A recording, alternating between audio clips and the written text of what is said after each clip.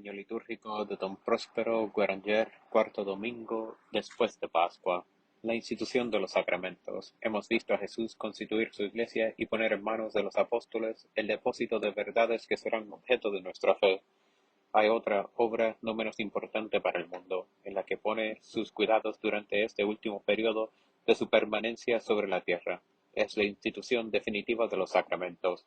No basta creer, es necesario también que nos santifiquemos, es decir, nos hagamos conformes a la santidad de Dios. Es necesario que la gracia, fruto de la redención, descienda a nosotros, se incorpore a nosotros para que, llegando a ser los miembros vivos de nuestro divino jefe, podamos ser coheredores de su reino. Así pues, por medio de los sacramentos, Jesús obrará en nosotros esta maravilla de la justificación, aplicándonos los méritos de su encarnación y de su sacrificio, por los medios que Él ha decretado en su poder y en su sabiduría. Fuentes y canales de la gracia. Como soberano Señor de la gracia, es libre de determinar las fuentes por las que la hará descender sobre nosotros. A nosotros nos toca conformarnos a su voluntad. Cada uno de los sacramentos será pues una ley de su religión, de manera que el hombre no podrá pretender recibir los efectos que el sacramento está destinado a producir si desdeña o retarda cumplir las condiciones según las cuales opera. Admirable economía que concilla en un mismo acto la humilde sumisión del hombre con la más prodigiosa largueza de la munificencia divina. Hemos mostrado hace algunos días cómo la Iglesia, sociedad espiritual, era al mismo tiempo una sociedad visible y exterior, ya que el hombre a la que está destinado está compuesto de cuerpo y alma. Jesús, al instituir sus sacramentos, asigna a cada uno su rito esencial, y este rito es exterior y sensible. El Verbo, al tomar la carne, ha hecho de ella en su pasión sobre la cruz el instrumento de nuestra salvación. Por la sangre de sus venas nos ha rescatado. Prosiguiendo, ese plan toma los elementos de la naturaleza física como auxiliares en la obra de nuestra justificación, los eleva al estado sobrenatural y les hace conductores fieles y omnipotentes de su gracia hasta lo más íntimo de nuestras almas. De este modo se aplicará hasta sus últimas consecuencias el misterio de la encarnación, que ha tenido como fin elevarnos por las cosas visibles, al conocimiento y a la posesión de las invisibles. De este modo es quebrantado el orgullo de Satanás, que despreciaba la criatura humana, porque el elemento material se unía en ella a la grandeza espiritual, y que rehusó para su eterna desdicha doblar la rodilla ante el Verbo hecho carne. Al mismo tiempo, los sacramentos, siendo signos sensibles, formaron un nuevo lazo entre los miembros de la Iglesia, ya unidos entre sí por la sumisión a Pedro y a los pastores que él envía, y por la confesión de una misma fe. El Espíritu Santo nos dice en las Santas Escrituras que el lazo triple difícilmente se rompe. Por tanto, así es este que nos liga a la gloriosa unidad de la Iglesia. Jerarquía, dogma y sacramentos, todo contribuye a hacer de nosotros un solo cuerpo. Del septentrión al mediodía, de oriente a occidente, los sacramentos proclaman la fraternidad de los cristianos. Son en todos los lugares su señal de reconocimiento y el distintivo que les designa a los ojos de los infieles. Por este fin, estos sacramentos son idénticos para todas las razas bautizadas, cualquiera que sea la variedad de fórmulas litúrgicas que acompañan su administración por doquier, el fondo es el mismo y se produce la misma gracia bajo los mismos signos esenciales. El septenario sagrado, Jesús resucitado escoge 7 para el número de sus sacramentos. Sabiduría eterna del Padre nos revela en el Antiguo Testamento que se construirá una casa, que es la Santa Iglesia, y añade que la cimentará sobre 7 columnas. Esta iglesia la simboliza ya en el tabernáculo de Moisés, y ordena que un candelabro de 7 brazos cargados de flores y de frutos ilumine día y noche el santuario. Si arrebata al cielo en éxtasis a su discípulo amado, es para mostrarse a él rodeado de 7 candelabros y teniendo 7 estrellas en su mano. Si se manifiesta con las apariencias de cordero vencedor, este cordero tiene 7 cuernos, símbolo de su fuerza, y 7 ojos que indican la amplitud infinita de su ciencia. Cerca de él está el libro que contiene los destinos del género humano, y este libro está sellado con 7 sellos que el Cordero solo puede levantar. Ante el trono de la majestad divina el discípulo ve 7 espíritus bienaventurados, resplandecientes como 7 lámparas, atentos a los menores órdenes de Dios, y prestos a llevar su palabra hasta los últimos límites de la creación. Los 7 pecados capitales. Si ahora nos volvemos hacia el reino de las tinieblas, vemos al espíritu del mal ocupado en remedar la obra divina, y usurpando el número 7 para mancillarse, consagrándole al mal. 7 pecados capitales son el instrumento de su victoria sobre el hombre. El Señor nos ha advertido que cuando Satanás en su furor se lance sobre una alma, toma con él 7 espíritus de los más perversos del abismo. Sabemos que Magdalena, afortunada pecadora, no recobró la vida del alma sino después que el Salvador hubo expulsado de ella 7 demonios. Esta provocación del espíritu del orgullo forzará a la cólera divina, cuando caiga sobre el mundo pecador, a imprimir el número 7 hasta sus justicias. San Juan nos enseña que 7 trompetas tocadas por 7 ángeles anunciarán las convulsiones sucesivas de la raza humana, y que otros 7 ángeles verterán sucesivamente sobre la tierra pecadora 7 copas colmadas de la cólera de Dios.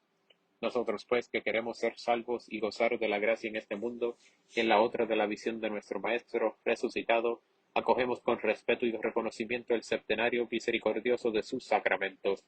En este número sagrado ha sabido encerrar todas las fórmulas de su gracia, sea que Él vele en su bondad para hacernos pasar de la muerte a la vida, por el bautismo y la penitencia, sea que se aplique a sostener en nosotros la vida sobrenatural y a consolarnos en nuestras pruebas, por la confirmación, la Eucaristía y la extremunción, sea en fin que provea al ministerio de su Iglesia y a su propagación por el orden y el matrimonio.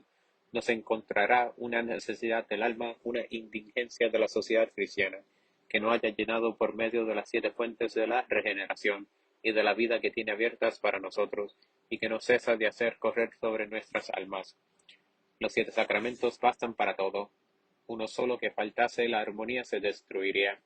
Las iglesias de Oriente, separadas de la unidad católica después de tantos siglos, confiesan con nosotros el septenario sacramental, y el protestantismo, al poner sobre este número su mano pecadora, ha demostrado con esto, como en todas sus otras reformas pretendidas, que le falta el sentido cristiano. No nos admiremos la teoría de los sacramentos, se impone en toda su totalidad a la fe. Primeramente, la humilde sumisión del fiel debe acogerla como dimanando del soberano Maestro. Cuando ella se aplica al alma, su magnificencia y su eficacidad divina se revelan. Entonces nosotros comprendemos porque hemos creído. Credite et intelligentis. El bautismo. Hoy consagramos nuestra admiración y nuestro reconocimiento al primero de los sacramentos, al bautismo. El tiempo pascual nos le presenta en toda su gloria. Hemos visto en el Sábado Santo, colmando los votos del feliz catecúmeno y alumbrando para la patria celestial a pueblos enteros. Pero este misterio había tenido su preparación. En la fiesta de Epifanía adoramos a Emmanuel descendiendo sobre las aguas del Jordán y comunicando al elemento por el contacto de su carne la virtud de purificar todas las máculas del alma. El Espíritu Santo viene a descansar sobre la cabeza del hombre, Dios, y a fecundar con su influjo divino el elemento regenerador, mientras que la voz del Padre Celestial resonaba en la nube, anunciando la adopción que Él se dignaría hacer de los bautizados en su Hijo Jesús, objeto de su eterna complacencia. Durante su vida mortal, el Redentor se explica ya delante de un doctor de la ley sobre sus misteriosas intenciones. Aquel dice que no fuera regenerado en el agua y en el Espíritu Santo, no podrá entrar en el reino de Dios. Según su costumbre casi constante, anuncia lo que debe hacer en el futuro, pero todavía no lo cumple. Nosotros solamente sabemos que no habiendo sido puro nuestro primer nacimiento, Él nos prepara uno segundo que será santo, y del que el agua será el instrumento. Pero en estos días ha llegado el momento en que Él, que va a declarar el poder que ha dado a las aguas de producir la adopción proyectada por el Padre, dirigiéndose a sus apóstoles, les dice con la majestad de un rey que promulga la ley fundamental de su imperio: id, enseñad a todas las naciones, bautizadlas en el nombre del Padre, del Hijo y del Espíritu Santo. La salvación por las aguas con la invocación de la Santísima Trinidad, tal es el beneficio capital que anuncia el mundo, porque dice también: el que creyere y fuere bautizado se salvará. Revelación llena de misericordia para con la raza humana. Inauguración de los sacramentos por la declaración del primero. de aquel que según la expresión de los padres es la puerta de todos los demás. Saludemos con amor este augusto misterio nosotros que le debemos la vida de nuestras almas, con el sello eterno y misterioso que hace de nosotros los miembros de Jesús. San Luis, bautizado en la desconocida pila de Poissy, se complacía en firmar Luis de Poissy, considerando la fuente bautismal como una madre que le había engendrado a la vida celestial, y olvidando su origen real para no acordarse más que nuestros sentimientos deben ser los mismos que los de este santo rey, pero admiremos la condescendencia de Jesús resucitado, cuando instituyó el más indispensable de los sacramentos. La materia que escogió es la más común, la más fácil de encontrar. El pan, el vino, el aceite de oliva no se encuentran siempre en todas las partes de la tierra. El agua corre por doquier. La providencia de Dios la ha multiplicado bajo todas las formas, para que el día señalado la fuente de regeneración estuviese al alcance en todas partes para el hombre pecador. Sus demás sacramentos el Salvador se los ha confiado al sacerdocio, el cual solo tiene poder para administrarlos. No ocurre lo mismo con el bautismo. Todo fiel puede ser el ministro sin distinción de sexo ni de condición, mas aún todo hombre, aunque no sea miembro de la Iglesia cristiana, puede conferir a su semejante, por medio del agua y la vocación de la Santísima Trinidad, la gracia bautismal que no posee él con la única condición de querer cumplir seriamente en este acto lo que hace la Iglesia cuando ella ministra el sacramento del bautismo. Y más aún puede faltar este ministro del sacramento al hombre que va a morir. La eternidad se va a abrir para él sin que la mano de otro se levante para derramar sobre su cabeza el agua purificadora. El autor divino de la regeneración de las almas no le abandona en ese momento supremo, que rinda homenaje al santo bautismo, que le desee con todo el ardor de su alma que entre en los sentimientos de una confusión sincera y de un verdadero amor. Después, si muere, la puerta del cielo se le ha abierto por el bautismo de deseo. Pero el niño, que aún no tiene uso de razón y que la muerte va a cegar en algunas horas, ha quedado olvidado en esta munificencia general. Jesús ha dicho, aquel que creyere y fuere bautizado se salvará. Entonces, ¿cómo obtendrá la salvación este ser débil que va a extinguirse, cargado con la falta original e incapaz de la fe? Tranquilizaos, el poder del bautismo se extiende hasta él. La fe de la Iglesia, que le quiere por hijo, le va a ser imputada, que se derrame el agua sobre su cabeza en nombre de las tres divinas personas, y será cristiano para siempre, bautizado en la fe de la Iglesia. Esta fe es ahora personal en él, con la esperanza y la caridad. El agua sacramental ha producido esta maravilla, que expire ahora. El reino de los cielos es para él. Tales son, oh Redentor, los prodigios que operas en el primero de tus sacramentos, por el efecto de esta voluntad sincera que tienes de la salvación de todos, de manera que aquellos en quienes esta voluntad no se realiza, no se excluyen de la gracia de la regeneración, sino de resultas del pecado cometido anteriormente, pecado que tu eterna justicia no te permite prevenir siempre en sí mismo, o reparar en sus consecuencias. Pero tu misericordia viene en su ayuda, ella tiende sus redes e innumerables justos caen en ellas. El agua santa corre hasta sobre la frente del niño que agoniza entre los brazos de una madre pagana y los ángeles abren sus coros para recibirle. Ante tantas maravillas solo nos queda exclamar con el salmista, nosotros que poseemos la vida, bendigamos al Señor. El cuarto domingo después de Pascua se llama en la iglesia griega el Domingo de la Samaritana, porque se lee el pasaje del Evangelio en que se refiere la conversión de esta mujer. La Iglesia romana comienza hoy en el oficio de la noche la lectura de las epístolas canónicas, que se continúan hasta la fiesta de Pentecostés, misa. La Iglesia, adoptando en el introito uno de los más bellos cánticos del salmista, celebra con entusiasmo los beneficios que el Señor ha derramado sobre ella, convocando a todas las naciones a reconocer sus grandezas, a recibir la efusión de la santidad de quien es la fuente, la salud de aquel que ha llamado a todos los hombres. Introito, cantar al Señor un cántico nuevo, aleluya, porque el Señor ha hecho maravillas, aleluya, reveló su justicia ante la faz de las gentes, aleluya, aleluya, aleluya.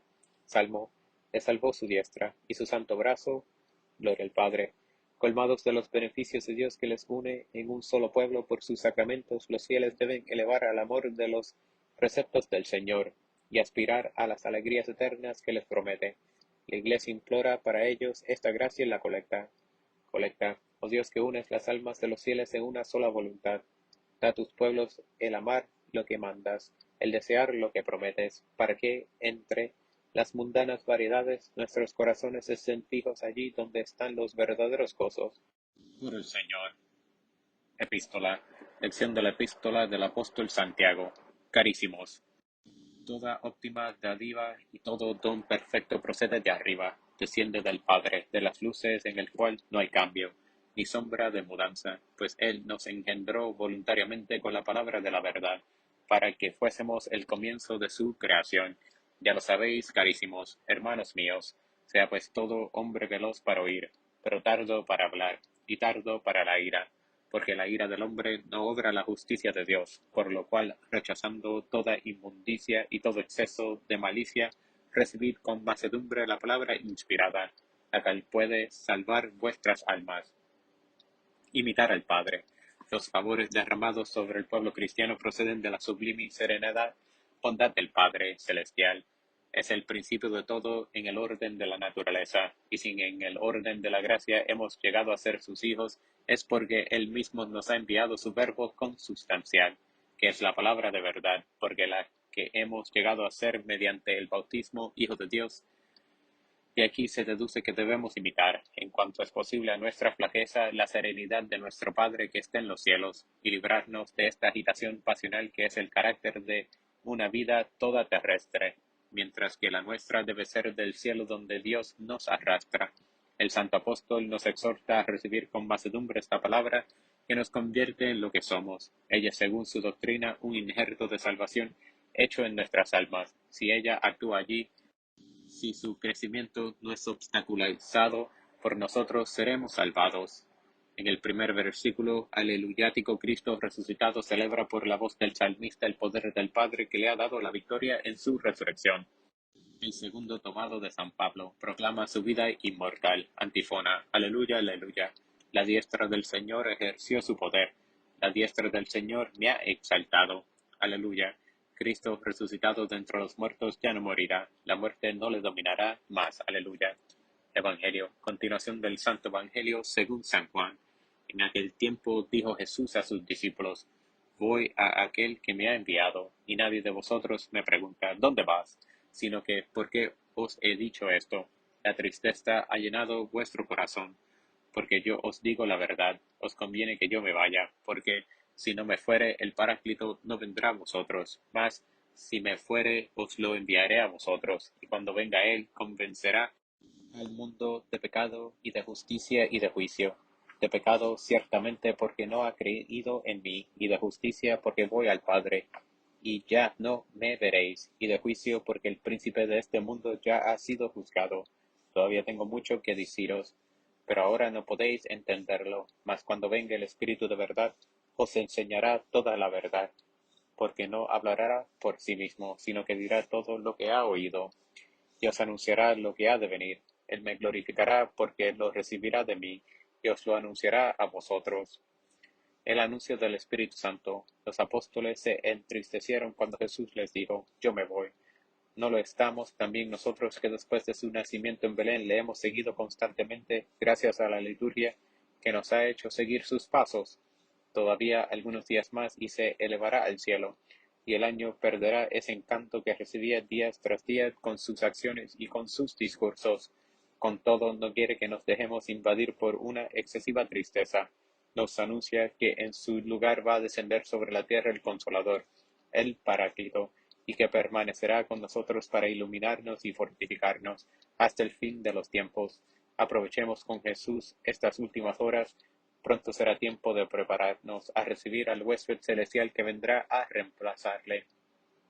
Jesús, que pronunciaba estas palabras las vísperas de la pasión, no se limita a mostrarnos la venida del Espíritu Santo como la consolación de sus fieles. Al mismo tiempo, nos la presenta como temible para aquellos que desconocen a su Salvador. Las palabras de Jesús son tan misteriosas como terribles. Tomemos la explicación de San Agustín, el doctor de los doctores. Cuando viniere el Espíritu Santo, dice el Salvador, convencerá al mundo en lo que se refiere al pecado. ¿Por qué? Porque los hombres no han creído en Jesús. cuánta no será en efecto la responsabilidad de aquellos que, habiendo sido testigos de las maravillas obradas por el Redentor, no dieron fe a su palabra. Jerusalén oirá decir que el Espíritu Santo ha descendido sobre los discípulos de Jesús, y permanecerá tan indiferente como estuvo a los prodigios que les designaban su Mesías. La venida del Espíritu Santo será como el preludio de la ruina de esta ciudad de Isida. Jesús añade que el Paráclito convencerá al mundo con respeto a la justicia, porque dice: yo voy al Padre, y vosotros no me veréis más. Los apóstoles y aquellos que creyeron en sus palabras serán santos y justos por la fe. Ellos creyeron en aquel que había ido al Padre, en aquel que no vieron ya en este mundo. Jerusalén, al contrario, no guardará recuerdo de él, sino para blasfemarle. La justicia, la santidad, la fe de aquellos que creyeron será su condenación, y el Espíritu Santo les abandonará a su suerte. Jesús dice también: el Paráclito convencerá al mundo en lo que se refiere al juicio. ¿Y por qué? Porque el príncipe de este mundo ya está juzgado. Aquellos que no siguen a Jesucristo tienen sin embargo un jefe al que siguen. Este jefe es Satanás. Así pues, el juicio de Satanás está ya pronunciado. El Espíritu Santo advierte pues a los discípulos del mundo que su príncipe está para siempre sepultado en la reprobación. Que ellos reflexionen, porque añade San Agustín: el orgullo del hombre se engañaría al esperar en el perdón. Que medite con frecuencia los castigos que sufren los ángeles soberbios. En el ofertorio el cristiano emplea las palabras de David para celebrar los beneficios de Dios para con su alma. Asocia toda la tierra a su reconocimiento, y con razón, porque los sabores de que es colmado el cristiano son el bien común de todo el género humano que Jesús resucitado ha llamado a tomar parte por los sacramentos en las gracias de la redención. Ofertorio: canta jubilosa a Dios, tierra toda, decid un salmo a su nombre, venid y oíd y os cantaré, a todos los que teméis a Dios, cuanto ha hecho el Señor a mi alma, aleluya. La Santa Iglesia, que tiene sus delicias en la contemplación de la verdad, cuyos tesoros la prodigia Jesús resucitado, pide para sus hijos en la secreta la gracia de llevar una vida pura, para que puedan merecer ser admitidos a contemplar eternamente esta augusta verdad en su fuente secreta. Oh Dios, que por el sacrosanto comercio de este sacrificio nos has hecho partícipes de la única y suprema divinidad, suplicarnos te hagas que, así como conocemos tu verdad, así la practiquemos con costumbres dignas. Por el Señor. La antífona de la comunión reproduce las palabras del Evangelio que acabamos de interpretar, y en la que no es mostrada la venida del Espíritu como portador al mismo tiempo de recompensa para los creyentes y de castigo para los incrédulos. Comunión. Cuando venga el Paráclito, el Espíritu de verdad, convencerá al mundo de pecado y de justicia, de juicio. Aleluya, aleluya. Al ofrecer sus acciones de gracias por el divino misterio en el que acaban de participar, la Santa Iglesia enseña a sus hijos en la poscomunión que la Eucaristía tiene al mismo tiempo la virtud de purificarnos de nuestros pecados y de perseverarnos de los peligros a los que vivimos expuestos. Poscomunión. Asístenos, Señor Dios nuestro, para que, por estas cosas que hemos recibido fielmente, seamos purificados de los pecados y libertados de todos los peligros. Por el Señor.